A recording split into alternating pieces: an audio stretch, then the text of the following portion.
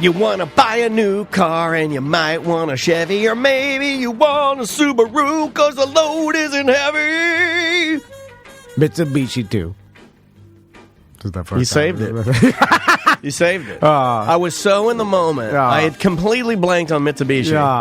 By the way, proud owner. Had my Mitsubishi Eclipse RS. No features. Absolutely none. Roll down windows. Shout out.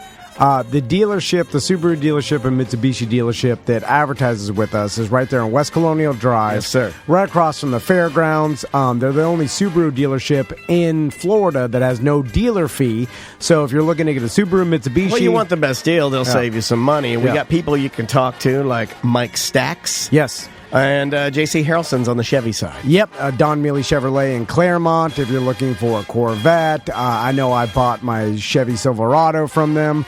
J.C. is the sales manager over there. Hey, guess what? He texted me yesterday. Did you get the text from him yesterday? He was out on the track.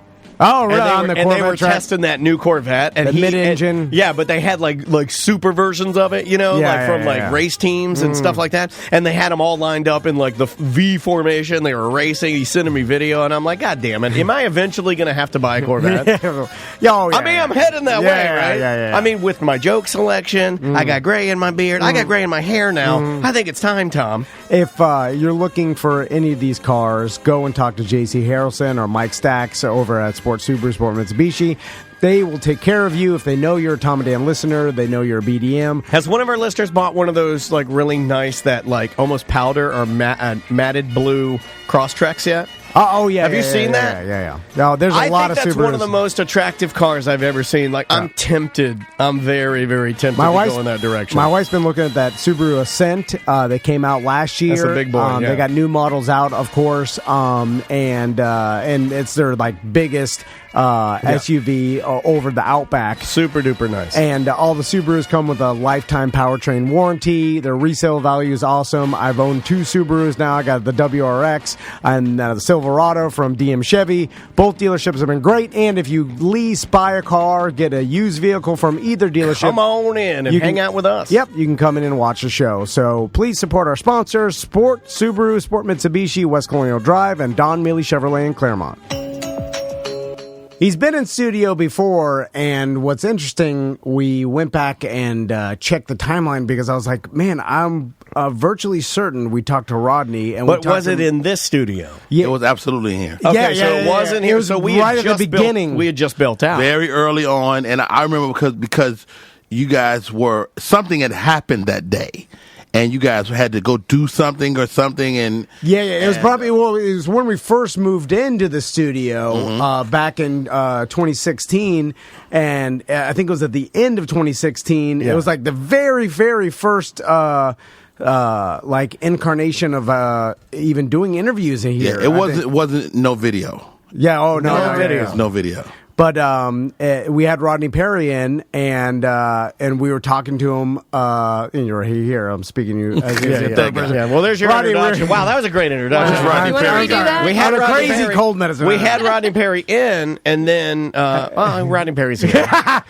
He's here. Well, the reason why I was thinking about the timeline is because I was like, man, when we had you in last time, you had just had your stroke, and you were talking about it.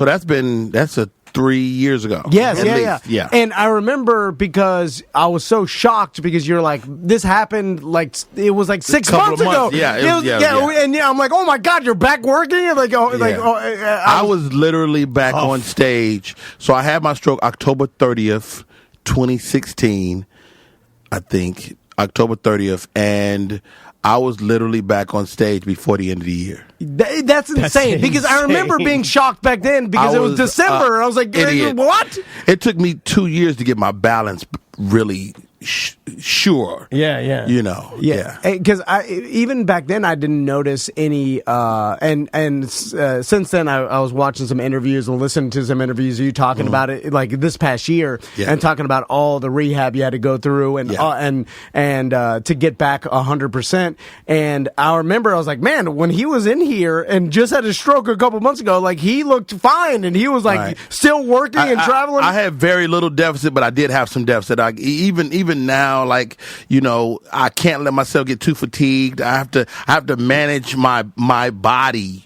And I'm just kind of better at that. Yeah, just listening to it. You know, that's what a lot of people say. Hey, just listen to your body, and when you get tired, just lay down. Yeah, gotta lay down. Well, you know, when we were building, you know, it's like, you know, I'll sleep when I'm dead. But guess what? If you don't sleep, you'll be dead. And since then I've seen interviews, and you've been a real advocate about people recognizing the signs of stroke, and then you have been really pushing towards getting the information out and letting people know, like, hey, absolutely. I'm an idiot. Okay, let's start there. Right. So so are we. This is great. American Stroke says FAST. Their acronym, that FAST: face drooping, arm weakness, speech slurring, and in the event you see any of those things, it's time to go to the hospital. FAST. And I had no idea about that. If I had known, maybe I could have averted the stroke. Yeah. I just didn't know, what there was. And there were some other symptoms that presented themselves as I was leading up to the stroke. I can look back and notice now. I had a condition called foot drop. So when you're normally walking, your feet kind of stay parallel to the ground, but when your toe drop, you do like that, and it'll make you stub your toe on a flat surface. Just for no reason, and you're like, oh, something there, but there's nothing there. And so, what do you think I'm thinking right now?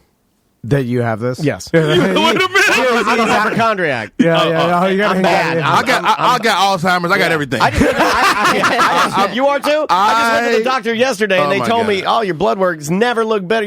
I've lost 30 pounds, and the doctor's like, they said, congratulations, because when I went in the first time, I'd lost 20. They said, you lost another 10. Came out of there. Now you got AIDS. No, I came out of there with AIDS, man. I came out. I'm losing too much. Started my car, driving down the road, getting ready to call my wife, tell her good news. I'm like, I'm sick. I think I got AIDS. I think I got it. Yeah. So good. Dude, so you go through a stroke, major brain trauma. Yeah. And now I'm reading about Alzheimer's and dementia, and they don't know anything about this stuff. They don't know where it starts, when it starts. So in my mind, it started. Oh, really? Do you have like a? I don't know. I don't know. I'm just so paranoid about it, like, because they really don't know. So every time I forget something, it's dementia. But like, this is what I do.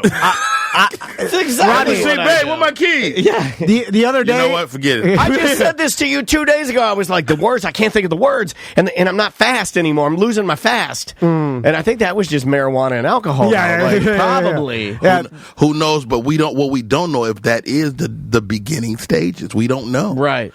The doctors don't know, so you and I definitely don't know shit. Yeah. Oh, I don't know nothing. Well, I don't know shit from shit. Like, I'm just living. I don't know shit. So, Rodney, I heard in a couple of interviews you talk about how it changed your whole perspective on life after you had the stroke, and tell us about that. Like, because I've often heard people talk anytime they go through something that could have killed them. Right. They're like, man, I'm glad I'm survived. I'm glad I'm living still, and I'm glad I went through that because it really did change my whole perspective moving forward. Right. And it gave me appreciation. But is that really how it happens? Does that fade after a while? Do you still have it? Well, yes. Okay. Yes. The short answer is so it changed me in this perspective. We go through this life trying to get to success, whatever that thing is, and then you're a comedian and you're in a hospital and you can't walk, you can't take a single step, and so you find yourself questioning God, like, dude, what am I to learn here? And my big takeaway was this. I spent my whole career trying to get to the big thing way out, and I was reduced to a guy that couldn't take a single step. So success is the ability to take that step. If you can take a single step, you can take 1,000,000 of them. And so forget trying to get way out. You're making me cry right now, man. I'm a motivator. No, I love it because it's authentic. Because there are people out there that try to sell it and they haven't been through it. Yeah. So when you speak it, I believe it. You know what I mean? Like, it's genuine. True. And the crazy part, like, of course, Kevin Hart recently had a car accident. Yeah. And he came out of it with that perspective. Yeah.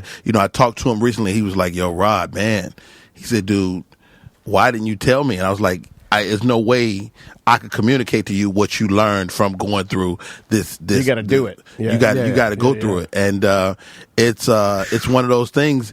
And the other side of it is do you change? And yes, but you at some point somebody goes, "You want some wings?" And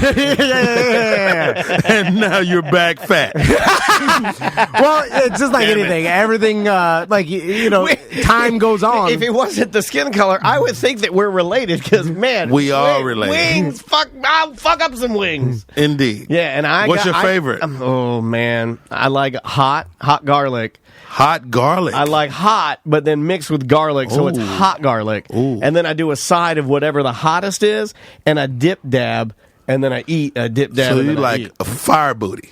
A little bit. This is a great segue to something. Tom showed me an appearance that you had. This is a good segue. Okay. Where you fucked up this news channel, these news people. Oh, it's morning. You fucked them up so Wait bad. a minute. Okay. I don't remember this. It was earlier this year. I did have a stroke. It's a forever excuse. You want some wings? I had a stroke. Yeah. And I apologize. Amber Brashear is here as well. Yeah, She's going to be with Amber! Rodney. Yes. What's up? That mic not on. I don't know if it's on. It's on. So, and Amber knows this too. When you guys go do media at every city, a lot of times they incorporate like morning TV, right? Indeed. And then the morning TV is the most stuffy, like. Rodney. Yeah. It's like the corniest. You had a stroke. Yeah. It's the most corny shit, and it is what it is. It's morning. It's not TV. this. Yeah. It's morning TV, and there's a time and a place for it, and it's fine. But it's funny to me because anytime a comedian goes on there and starts fucking around and cutting up with the people, the hosts don't know how to handle it. And I just heard him giggling because we like to do our due diligence. I actually feel underprepared because I didn't know she was coming, and I like to be prepared. Like I like to know who the hell you are, so I don't insult you. So Rodney, I think the most insulting thing I can do is you best come T-shirt in. all time. Oh, this is you down big the road. dummy. Wait a minute, Yeah, Lamont. well, this was my favorite show in the world. I'm wearing my West End Trading Company. It's Sanford's son shirt because Sanford's right down the road, and we work a lot in Sanford. Florida. So we threw a little red fox So on there. says it's Sanford's son. Yeah, it's Sanford's son. So, Rodney, you may remember this. It was a like older white lady with glasses, and her co-host was an older black guy, and they were sitting there and like and then they were like they were talking about your stroke, and then you were you turned it on. I see it, and then I was laughing. He's a pro. He's done this forever. And then you were like you were talking about your CNA, and then the older white lady's like, "What? Explain to the audience what a CNA is." And I just hear him giggling, giggling. And you're like, well, basically, it's anything Dookie related. And then they're like, oh, and then Dookie, and then they didn't know how underused word. Dookie is the funniest word. And then you were talking about how the nurses were wiping your ass, and the lady didn't know how to handle it. Right now, I'm nowhere near as clean as everybody. Yeah, that's what you're saying. And you're talking about her ass isn't clean, nowhere near it was. And it this was on morning TV. They're not supposed to talk about that shit. They were losing their minds. And you can tell, like, the lady's looking at her producer, and then can we say Dookie? Dookie? And I was laughing my ass off. Rodney this weekend at Hampton Roads. Yeah, because I chuckles. But anyway, it was making me laugh. And did you get a kick out of fucking with those people? I mean, the comedy is gonna be what it is. Like I just don't adjust it for the surroundings. Okay, so just you. You're gonna get it. I would have done it in here. You know what I mean? You just did it. I mean, You just did it at the last place. I did a set last night too, and I mean that's a part of my story. I mean that CNA was a real person. And I've taken so when I'm in the hospital, right? I'm actively trying to figure out. Okay, I'm looking at my life. This is an awe moment. Yeah. But I can't let it be that. Like, how am I going to lighten this in such a way where I can tell this without people feeling sorry for me? Sure. That was my dilemma. As I was in the hospital and I was talking to people like David Arnold and Harry Ratchford, who's one of Kevin Hart's writers. There's my buddies. So when I'm in the hospital, I'm talking to them. I'm like, man, all this funny stuff is happening to me, but I don't know how to make it where people aren't feeling sorry for me. Yeah, because people's initial response is always like, "Oh, I'm so sorry." Yeah, you okay? I'm like, They whisper for no reason. Oh, how are you feeling, Rodney? Oh my God, are you all right? Yeah. I mean, after the stroke, your ears really.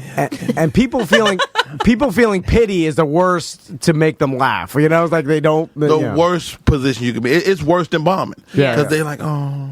We were just talking about this in the car, like how you overcome that. Yeah. So that was my first dilemma. And so I was like, well, let's just turn it on the hospital. Turn it on the hospital. So let me just start noting everything. All these people that helped me get on my feet, the CNA, the doctors, the nurses, the most disrespected person in medicine, the male nurse. Nobody respects a guy that's a nurse until you're in the hospital and you're 250. And they can't flip you around, and they go get Nurse Reggie to get your ass. Nurse Reggie. Hey, dog, come on now. So I started paying attention to all this stuff, and that was and it was a part of my therapy. As I got back on my feet, my brain wasn't clicking right. So, that was part of my therapy with my docs. They were like, yo, let's get him on stage. Let's get him back on his feet, get him on stage, and that'll be a way to get his recovery going. Oh, shit. And so they I never thought about that. We actively did that. And I played Madden.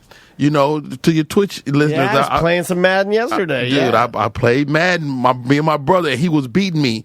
I was still in the hospital. He was beating me, and I was like, I don't. And like that's that fine motor skills. I don't like this shit. Yeah. And I started getting my skills back slowly but surely. I beat my brother before I left the hospital. I do like your brother that he's beating you in Madden after you had a stroke. He didn't give a shit. And he quit. This is my brother. Like, I'm gonna beat this motherfucker. My brother actually quit. Like when I beat him, he quit. Motherfucker. Oh, you got so mad. Kicking your ass. I'm back. Do that. Yeah. I hate it when people do that. Yeah, like you catch a kickoff and you're running into the end zone. You just see player disconnect. I'm like, come on, man. I was doing good. Come on, dog. Why are you doing that? Yeah, I never thought of. Does Madden know that? That you John use that Madden? as therapy? I mean, like EA. Like EA. Who I don't know. I don't think so. They're here in town. You should ask to go tour it and see. They would let me go tour it? Do you know a guy? I do know a guy. I can put a call out. Put a call out. That would be so dope. Yeah, it's Tiburon is the studio here in town. Yeah, I've seen it. Yeah, they're about to move downtown. I didn't know if you were that much of a Madden head, I'd have made a call before you got here. I'll find out. I'll shoot an email. Really dope. I'll find out for me. Rodney, that would make my day. I think a lot of people don't know about strokes and don't know about the recovery and stuff, and I think a lot of people realize like, oh, they've had someone in their family that had a stroke and their face is drooping or they can't use the left side of the body, but cognitively I never heard of like, does it affect your mind, how you think, how fast you are, or is it more of affecting like the nerves in your body and your face and all of that. All of that. So you're getting your mind back.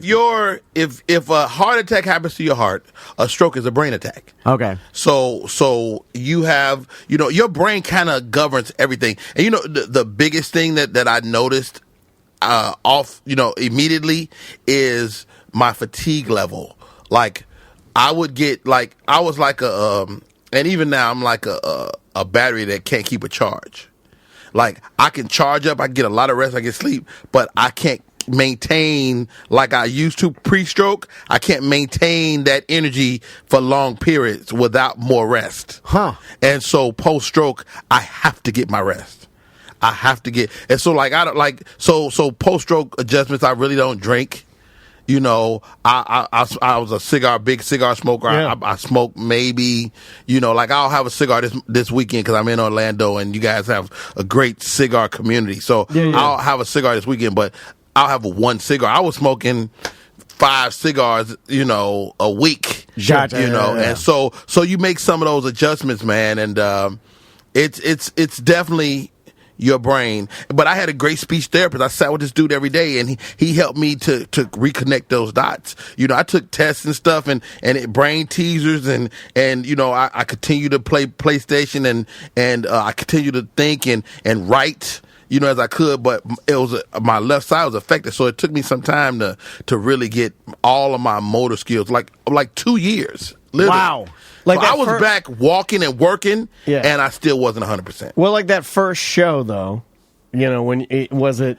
Because I think most people that haven't been through it think, okay, when he goes back out there to really do it, is he nervous, or is it just like I lost my long-term memory. Outset, so I couldn't remember my material. I couldn't remember nothing. Shit. I couldn't remember nothing that was older than a year. No shit. So my first set was all new stuff. And so comics, that's like dope. It's like, dude, you got all new material? I'm like, I only have this. Yeah, I had a fucking stroke, man. It's only the stroke stuff. You know? Yeah. I got a lock on the stroke material. So I had my stroke. A comedian out of New York had a stroke at the same time. What's his name? God dog it.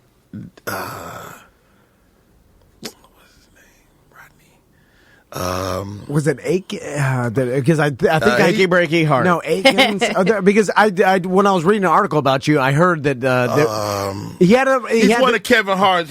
Kevin did a special with him. Black dude out of New York. And he was the one that was telling you about the symptoms that he had, and you were like, "I think I have that." Well, no, that's kind of a composite of my story. But this, I found out about Kevin. No, what is his name? Keith Robinson. Keith Robinson. Nice job. Keith Doing Robinson. some research. I was like, she was on the Google. Thank you. Oh, I thought you said that. Yeah. No. That's our producer, Samantha. Well done, Samantha! Thank Keith Robinson had a stroke, and he actually still has deficit. His was on the right side, so still has some deficit on his right side.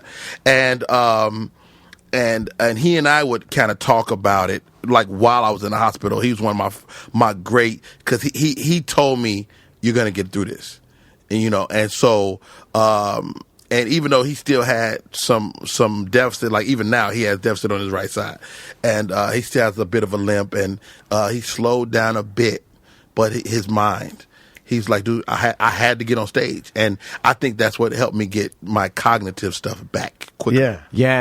It makes sense because how your brain has to work to perform and to focus on jokes and to write and stuff. It's working at a high level. So it's like a high level of exercise. Yeah? It's also like a guy that stutters. It's like you do so much naturally without thinking, and so.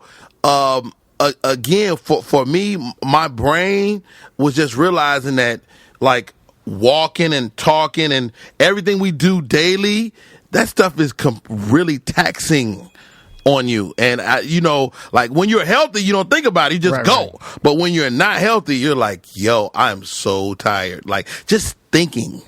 Yeah. Puts a weight on your physicality. Yeah, for sure, 100%. Rodney, did I read correctly? You got a part in Coming to America too? You read correctly. So how did that come about? Damn, that's awesome. Because I know you've... Congratulations, man. Yeah, Holy thank you. crap. It's a game changer, man. Well, that's like, if you ask anybody which movie do you want to, which sequel do you want to be in of all time, that's in there. Yeah, that's in, or it is every single time, right? I don't think I've ever heard of a more. I know I'm like so pumped for this movie, man. Well, and a couple years ago we talked to Arsenio Hall on the phone, and he was telling us about Coming to America 2, and it was like the first announcement of it, and then since then we've saw like star-studded cast. Talking to that's in it?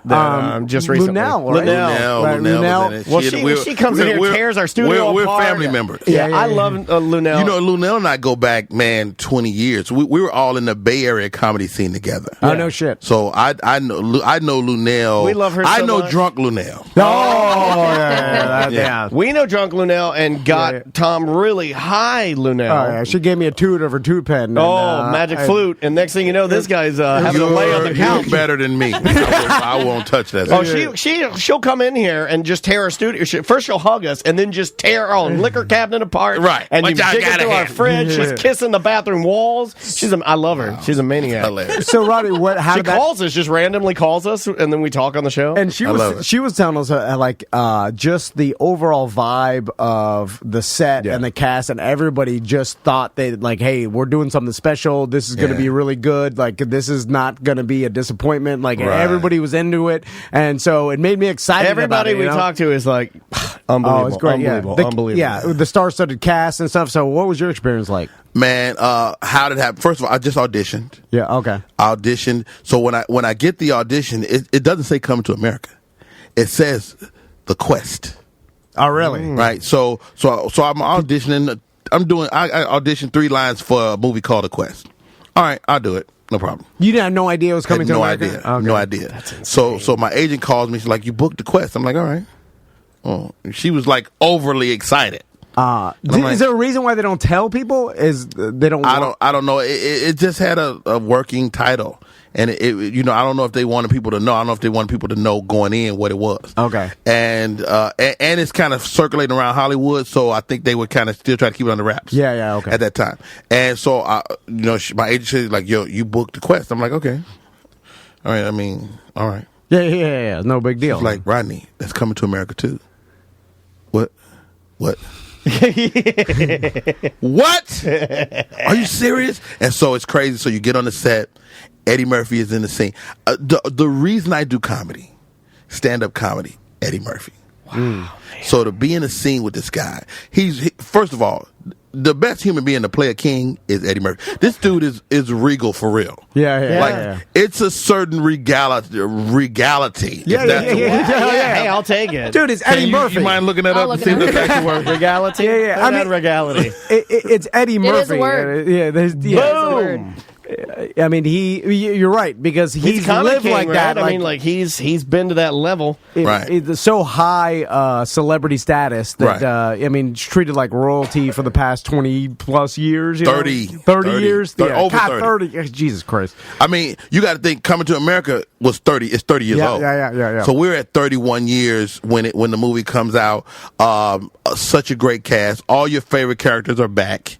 And then there's new characters like myself, Tracy Morgan, Leslie Jones, Lou Nell, Jermaine Fowler is in it. Very this funny. Movie's got an insane amount of stars. Well, a lot of movies get stacked, but unlike any movie that I've heard recently that has like, oh, you look at the cast, you're like, wow, huge cast. Sometimes people go like, there's a reason that it's packed. I'm not feeling that. Everybody is saying, no, you don't understand. It's a good story. It's a really good story, and it's also like a lot of times with sequels, you just hope it's as good as the first one. I think this might be better. Yeah, that's what they're saying. I think it's might. And Wesley Snipes is in there, right? Wesley Snipes. Wow. Yeah. I got. Isn't Kevin Hart doing? Kevin Hart is not in. Oh, okay. They go. Louis Anderson. Louis is the one that came out though, and he said, "Look, I'm just going to tell y'all straight up and down. Don't ask me. This will no." He's like on TMZ. He's like, this is the greatest. He's like, this will crush the box office. He's like, the vibe, the cast is phenomenal. They're saying it may do Marvel numbers in terms of what Black Panther did. I could see it. And so I've got friends that are already gathering their costumes with the sash. Seriously, they're people are going to be dressing and doing stuff. Yeah, dude, I've done a couple of movies. I did a movie called Medea's Big Happy Family. I did a movie called John's Family Vacation. Each one made like around $50 million respectively. Well done. I still get checks from those movies. I'm so excited for the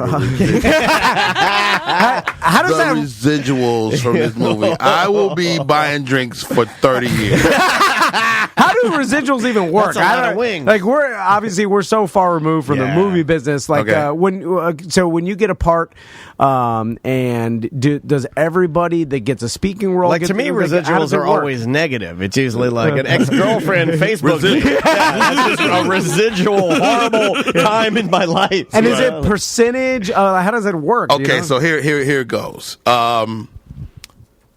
I did a movie called The Informant with Matt Damon. Oh, okay, yeah. All right, I was in The Informant. Now, if you saw the movie, you go, Rodney, you weren't in The Informant. Okay, they cut me out. All right, so I get paid for that day. I get paid for the wardrobe. I get paid for that. But I do not get residuals from that movie because they cut me out. They cut my lines out. You have to be speaking. Okay. You have to be speaking or have a prominent non-speaking role. Like, so if you're Sylvester Stallone and you might just do a walkthrough and you're still significant to it and you didn't speak, you can still be in residuals. So you don't necessarily have to speak to get residuals, but a extra is not going to get any residuals if they do not say anything. Gotcha. All right. So if you have lines, you have lines. So when I did Johnson Family Vacation, I worked for 4 weeks. I got SAG minimum, which was $2,500 a week at that point. So I made like $10,000 for the movie. Okay. Right. So that's what I made for the movie.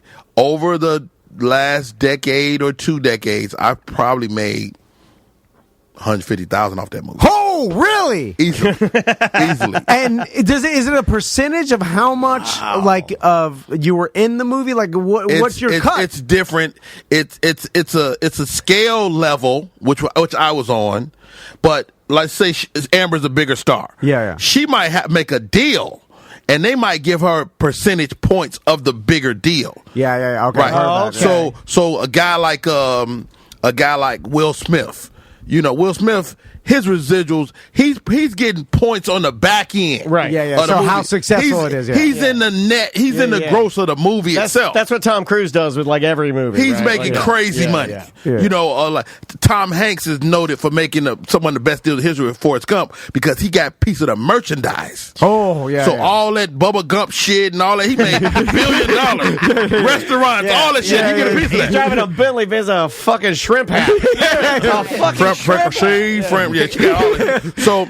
So for a guy, for the lowest levels, speaking lines, which I was on, I have made so it's a family movie. So every family time of the year, the movie gets rerun. Gotcha. Yeah. And so awesome. so Easter, Thanksgiving, Christmas, I'll see Johnson Family Vacation, and I did another movie with Tyler Perry, Medea's Big Happy Family. Yeah. So I'll see those movies constantly get replayed, and as you see it somewhere, a check is on the way. Really? So, do you have any idea? Excite me. You're walking through the airport, you look over, you see it on, you're like, Right. About next quarter, I should be getting a check. And so, Rodney, do you have any idea? Does your accountant tell you based on check will just show up to the house? You got bean counters. The Screen Actors Guild, they count all that stuff.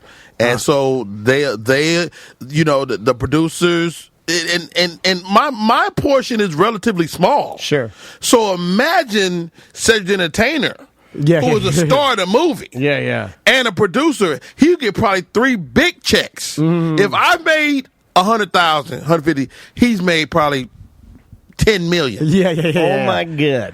And so, but do you have any idea of the amount of, or do you just show up and open your mailbox $8,000 today, or $3,500? Is it just surprise every time? It gets exponentially small over years. Okay, yeah. So my first check was probably like that, like 8 or 10, and I think I got a check for like $300 last week. Oh, okay, but it just keeps coming. It's like a steady gift to keep on giving, baby. God, that's nice. Awesome. Yeah, it's like the little gift every time you so surprise. It becomes less valuable over time. Yeah. People have seen it. So, but cable coming to America. with all these cable outlets, people are like right now. I want to say the Tyler Perry movie is running on like Stars or something. I'm sure. Yeah. And so a new cable, the person will buy it and you'll see free cable and it'll be running and I'll be like, oh, here we go. Yeah. Or like if I'm out at a barbershop or something and I see it on TV, I'm like, okay, here we come. Yeah, wow, that's awesome. So you're right. When they're coming to America too, it's going to be gigantic. Or imagine a guy like Sam Jackson. That guy's been in so many 4,000 movies. He's got to be getting residuals every day. Yeah. How does he even keep track of it? He just go to the mailbox and go, open it. He's got a guy. Yeah. But you get so many checks. It's probably just a pile of checks. It's a direct deposit. Like he has checks like we have bills. They're just like they're on your center You're wasting island. a bunch of paper here. Just direct deposit shit, right? So how did you hook up with Amber? Obviously not hook up. I'm not hooked up. Yeah, we're not hooking up. I phrased that He is wrong. happily married. Amber has tried to give me the goods. Oh, stop it. He is Many happily times. married. I just meant starting to work together. I use the His wife wrong is gonna words. murder You me. can You ruin understand? Like, I'm sorry. I know. She's going to end all this touring because of your comments. You've ruined my people's career. lives up doing shit like Right, that, you've man. ruined my career. I just meant started working together. I'm sorry. No, we go back at least 12 years or so, and I remember when Amber first started doing stand-up, and she's just been developing over time. Right on. And, for me as a guy that works comedy clubs and I headline, from time to time I get an opportunity to bring somebody, and they're usually my friends, and, just so you have somebody that's cool on the weekend, you get a chance to bring somebody. I mean, if if I can, I just give my friends that leeway from time to time. Yeah, so yeah, that's Amber's awesome. with me this weekend. I got another buddy that'll be with me next weekend in Richmond, Virginia, and what I got, Hartford, Connecticut, first of the year. You know, I'll bring another buddy out there, and she's my buddy. Awesome. Amber, what's kind of your story of getting into stand-up? Oh, God. I started almost 12 years ago now in Los Angeles. And he was imperative. Rodney was imperative in the beginnings of my career, especially because he was kind of the person that gave me those little jewels that you need as you're building your stand-up. Rodney was always in the back corner. Some wisdom nuggets, right? Yeah, and even now, like, he lives in Atlanta and I live in Los Angeles, but we talk probably twice a month at least. That's not true. No, come on. You just made it up. No, like either I haven't talked to you in... No, see? Who are you? No, I don't know this lady. No, either like an IM or something like that. That's not talking. That is communication. It is communication. Indeed. But here's This is what buddies too. By the way, they fuck with each other. Bad. Right, you see how he's doing me right now. You know? I do it to him, so Right. I'm on Rodney's side. Amber, because it seems to me Rodney's cool enough to like want to help other people out. And know in the comedy world, not everybody's like that. A lot of people are very like, well, listen, I got mine, and fuck Good everybody luck. else. Yeah. Yeah, very And true. people get jaded and stuff, and like, so how rare is it that like a guy like Rodney will be willing to help you out and or even give you advice and actually care? It's rare. Yeah. Okay. I've been on the road with Coco Brown. I've been on the road with Talent last year. Talent, the comedian, he's based out of New York. And doing this weekend with Rodney. There's not many people that'll take you out because there's a lot of factors to it. There's a trust factor as a female going out with a male, like, and all the Me Too stuff that happened. A lot of male comedians have said, hey, we don't want to take a female out because we don't want to deal with the possibility or the potential of there being this situation. Hold on, male comedians have been inappropriate to people? I've never heard of that. Never. What? Right. And then a lot of female You heard it here first, everybody. They're all Male comedians have been inappropriate to their counterparts. Stay out of my room after 12. I think we can just say Pull their males. dicks out.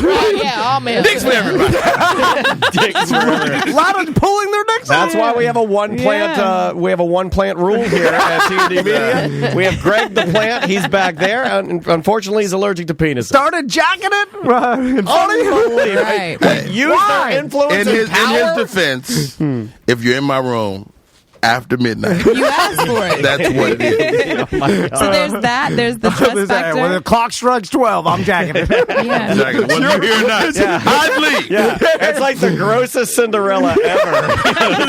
It's like no glass slippers. Don't leave your No glass slippers. slippers. Only pearl necklace. Oh, Lord.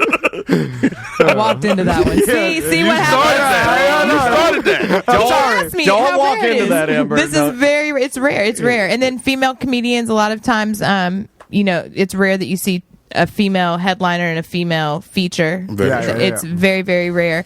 So it's difficult. But I'm really lucky. I've been surrounded with people like Rodney and from the beginning of my career, and I can't ask for anything more than that. That's awesome.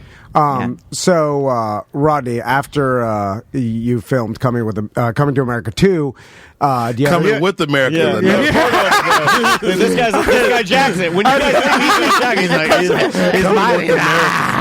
Coming with America. coming on America. Yeah. So excited. God damn it. Cannot I know. wait. You're a disgusting piece of shit. Get the fuck out of here. How dare you talk to my friends? We're this such way? guys, though. so We close all to- went there at the same moment. When you said it, I saw your mind go, ah, shit. He was thinking about it. He was thinking, the reason his mind wandered, he's like, when can I jack off? Do I have any time today? First of all, Creating those pearl necklaces. I jack off every chance I get. I I heard that tell my about wife, comedians. if they leave the house, it's showtime. Yeah, that's what They I left me last week and they went to the outlet. And when I tell you, I almost jacked myself to death.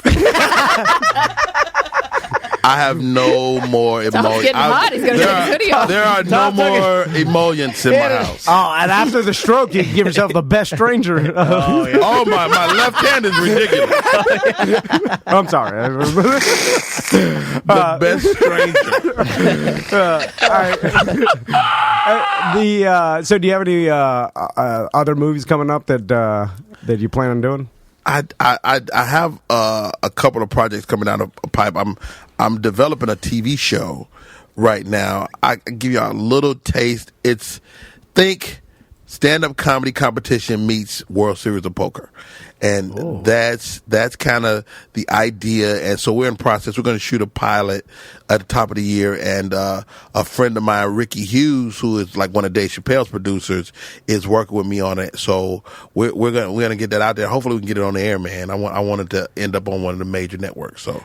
What is the business like now where there's so many different avenues to get your stuff out that it seems like it's unlimited amount of ways to release your content? Even if you want to release it yourself, you put it on YouTube. YouTube, whatever. It's like so with that though comes like a flood of where everybody's got a special. There's unlimited specials. Yeah. Well, there's so many that I can't even. Specials aren't special. Yeah. I can't watch them now because I can, but I don't have time to hit all of them. If I wanted to, back in the day, you would save those up, and you'd say like, "Oh, well, you could binge them." I haven't seen this one. I got 2 to get to, and now I could probably watch 50. We were talking to Bill Bellamy last week about this. Like, there's so many specials out there. There's so many ways to release content. It used to be like, you got an HBO special, like it's a rare. It was special. Yeah. Now it's just unlimited. You think that hurts? I mean, your business. To get eyeballs on you, it never hurts. Okay. Ultimately, for me, it's all about selling tickets at the clubs. And so specials just create an avenue where people want to consume you more. And so, does it hurt? I don't think it hurts, but it's definitely the Wild Wild West. And it's the Wild Wild West. Yeah. It's Wild Wild West. It's a new way to get famous. Like social media is a new way to kind of garner attention. When I was coming up, it was all about getting on television, getting a movie, and then now it's like you can become famous from your phone. Yeah. And so that in itself changes the whole atmosphere. But the outlets don't affect that. How people consume comedy is different. Sure. I was going to ask you about, Samantha, look up who was that social media comedian that was going to be at the Improv, and then all of a sudden it was like all shows are sold out, and then they canceled.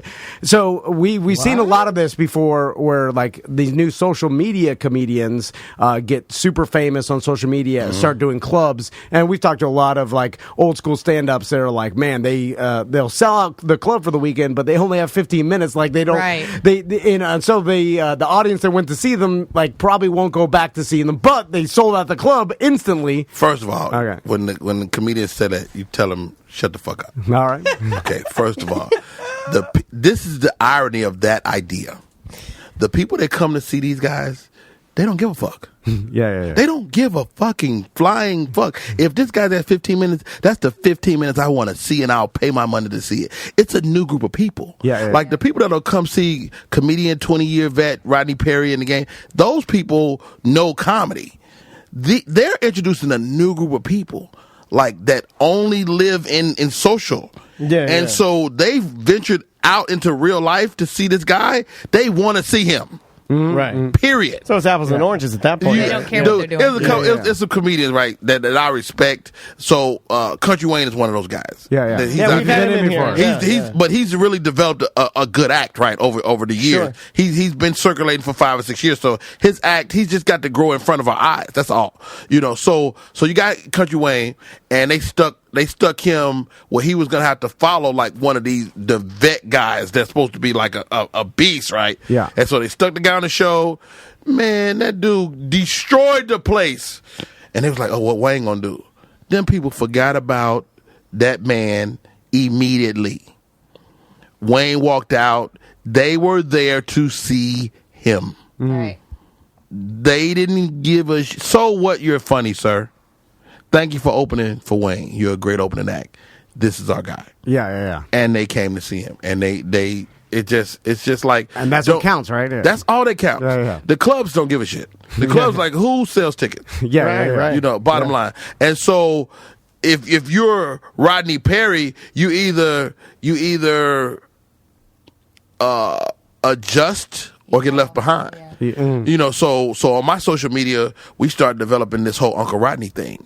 You know, so I'm doing Uncle Rodney. Uncle Rodney has a take on everything, and so you know, all the comics, up and coming comics, I'm their lightweight uncle anyway.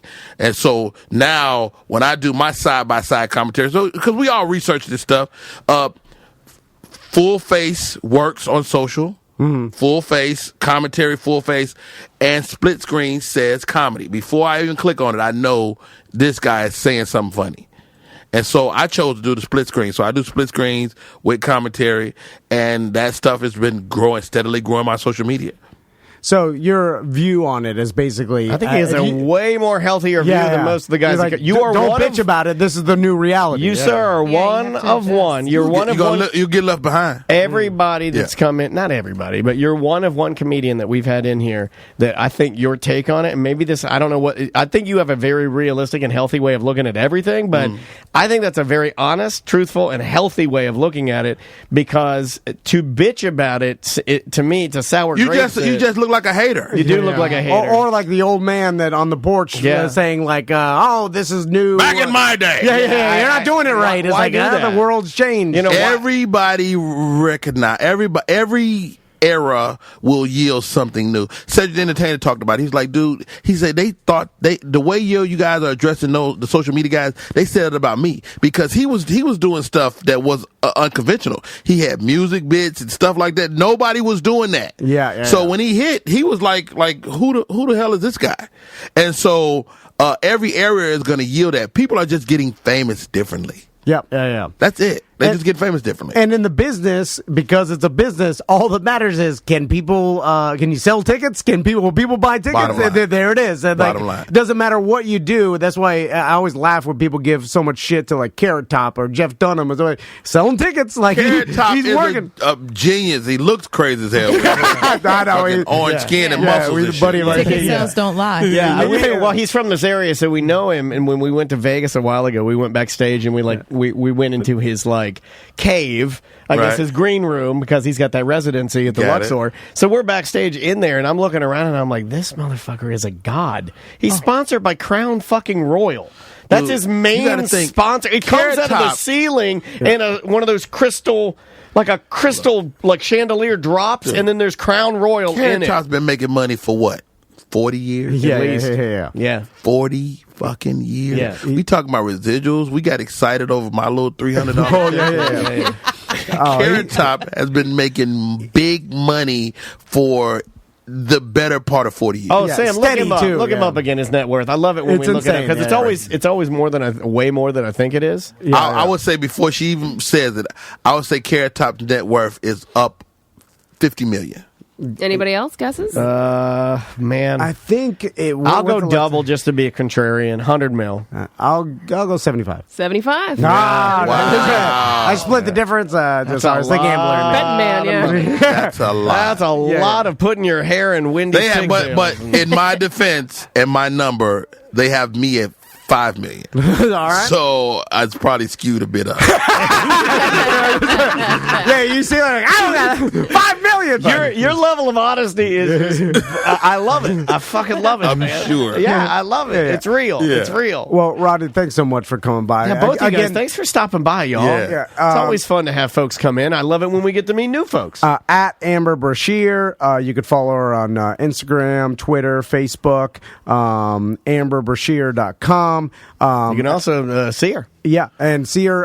She's a redhead. And she says the carpet matches. Oh, Jesus. Don't do it. I didn't say the carpet. He's jacking it. No, we had a conversation earlier, but let's get this straight. I didn't say anything about what the reality was. I said, you didn't. You asked me what men say, and I said, men always ask me, does the carpet match the drapes? And I said, well, first of all, why does it even matter? Because if you ask and you want something out of it anyways, it doesn't really matter what's going on. Out of it?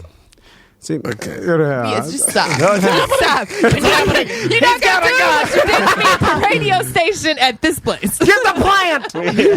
Somebody Chirac, grab the plant. Rodney's got a boner. He is trying. Rodney's He got a is boner. trying me this morning. Also, who the hell I love cares? Amber. Who says that? What color's your pubes? I'm having a Miller Amber's Lite, a and nice I'm like, person. Oh, now you're going to sugarcoat it.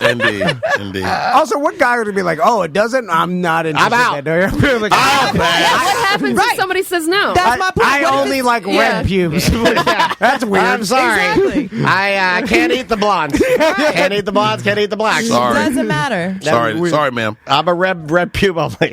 Right. Two shows tonight, 2 shows tomorrow. Do you got a show on Sunday? I do. Show on Sunday. It's the 221 Rodney Perry. Go see him at the Improv Orlando for tickets. You guys know. Thank you guys. We're going to do a Thank quick you, guys. set change. We'll be back with the Friday Free Show momentarily, guys. Thanks so much for watching. We'll see you in a minute. Thank you.